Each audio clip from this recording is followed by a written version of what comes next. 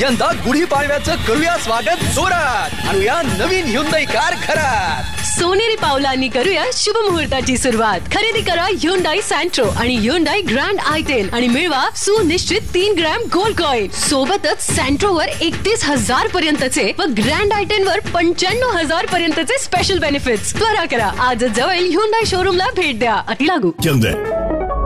सिंधुदुर्ग जिल्ह्यातील शेतकऱ्यावर खासदार विनायक राऊत, पालकमंत्री दीपक केसरकर, वैभव नाईक यांनी गेल्या 5 वर्षात अन्याय केला आहे। तसेच त्यांच्यात झालेल्या नुकसानीला राऊत, केसरकर आणि नाईक जबाबदार आहेत। शेतकऱ्यांना दिलेली आश्वासने देखील त्यांनी पूर्ण केली नाहीत, अशी टीका सतीश सावंत यांनी कुडाळ येथे झालेल्या पत्रकार परिषदेत बोलताना व्यक्त केले। यावेळी विकास कुडाळकर, रणजित देसाई, विनायक राणे, राकेश कोदे, देवेंद्र नाईक आदी उपस्थित होते। चायनीज हवंय, चिकन खायचंय, चमचमीत मासे सुद्धा खायचंय, मग आता चिंता कसली? घर बसल्या त्या ऑर्डर, ती पण कुडाळ मधल्या कुठल्याही रेस्टॉरंट मध्ये। चला तर मग ऑर्डर नोंदवा menukart.org या वेबसाईट वर। गुढीपाडव्यापासून शुभारंभ।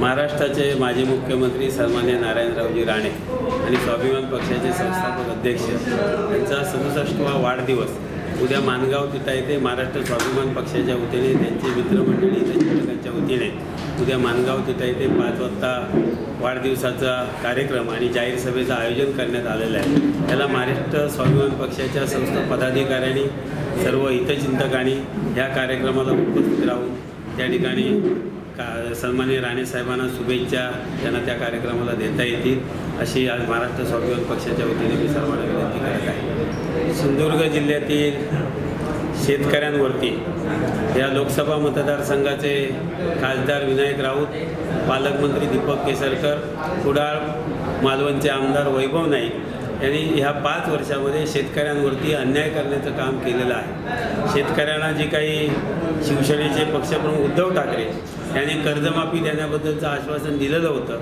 शेतकऱ्यांचा 7/12 कोरा करू अशा प्रकारची आश्वासनं देऊन शेतकऱ्यांना कर्जमुक्ती देऊ अशा प्रकारचं आश्वासन त्यांनी त्यांच्या जाहीरनाम्यात दिलेलं होतं आणि वारंवार ह्या संदर्भात त्यांनी फक्त विधानसभेमध्ये नाटकबाजी करण्याचं काम केलं।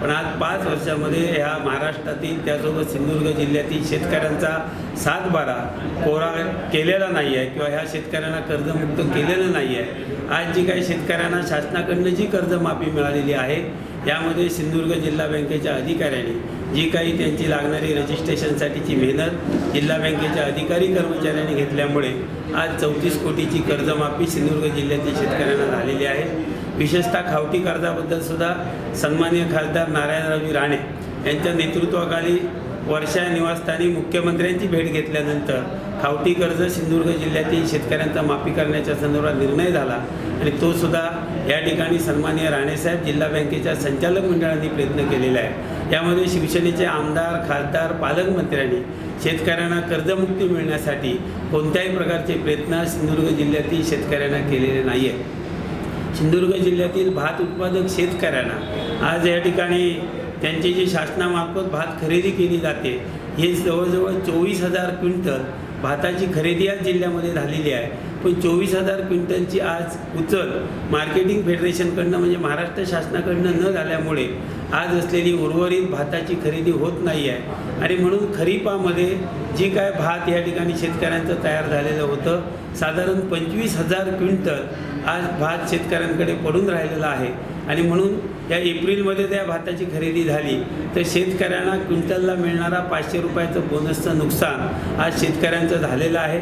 आज क्विंटल मार्गे जे 500 रुपये शेतकऱ्यांचं नुकसान झालं आहे, त्या नुकसानीला विनायक राऊत असतील, आमदार वैभव नाईक आणि पालकमंत्री केसरकर जबाबदार आहेत। एकंदरीत भात उत्पादक शेतकऱ्यांचं 1,25,00,000 रुपये नुकसानीला या ठिकाणी विनायक राऊत जबाबदार आहेत आणि म्हणून 5 वर्षामध्ये सिंधुदुर्ग जिल्ह्यातील शेतकऱ्यांवरती अन्याय करण्याचं काम शिवसेनेचे आमदार, खासदार, पालकमंत्र्यांनी केलेलं आहे आणि म्हणून उद्या होणाऱ्या लोकसभेच्या निवडणुकीमध्ये ह्या अन्यायाविरुद्ध शेतकरी निश्चितच दाद देतील आणि महाराष्ट्र स्वाभिमान पक्षाचे उमेदवार सन्माननीय निलेशजी राणे यांना या ठिकाणी शेतकरी आपल्या या ठिकाणी पवित्र मत देऊन त्यांना मदत करतील, अशा प्रकारचा विश्वास आज आम्हाला महाराष्ट्र स्वाभिमान पक्षाच्या वतीने आम्ही व्यक्त करतो।